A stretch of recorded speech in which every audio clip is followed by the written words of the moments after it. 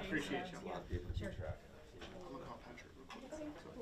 So we're sending a very strong message today with this legislative package that in Tennessee we want to be the model for the nation, that we're not only going to cooperate with the White House and our federal immigration enforcement officials, but we're going to do everything we can to make sure that they are successful. I won't go.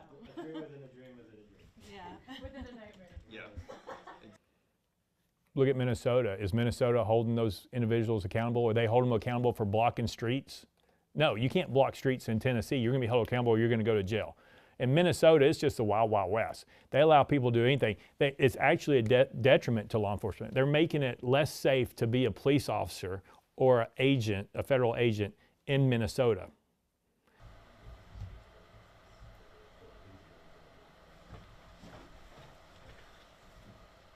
Well, I think if I'm looking, yeah, I mean, look, it's a good question. If I'm looking at Memphis, their lack of enforcement over the years have led them to this, right? They haven't backed their police officers. They don't have the judges who are willing to hear cases in court. Their court cases are very, very low. You have DAs who are unwilling to prosecute until we put pressure on that DA, and now he's willing to prosecute. We were in mutual meetings and had a conversation. And I had 3 final questions. On the criminal part. The Republican supermajority announced a slate of anti-immigrant bills, about a dozen or so. We've yet to see the details of those bills, but from what I have seen so far, some of it are things that are already law. Some of them do seem to try to make Tennessee an even more unwelcoming place for immigrant families, or to create additional bureaucratic and administrative barriers for state agencies.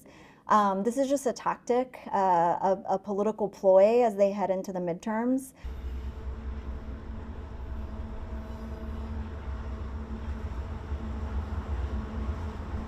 You know, folks don't want to see this kind of chaos and violence in their communities, no matter how they voted. This isn't what they voted for. They voted on the economy.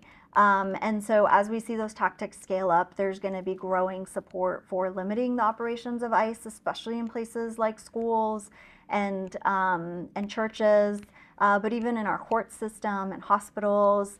Nobody wants to be witness to that. Nobody wants to see armed guards walking through a Target like we saw in Minneapolis. And so the more that the federal government overreaches, the more that the state overreaches, the more supporters they bring to our side.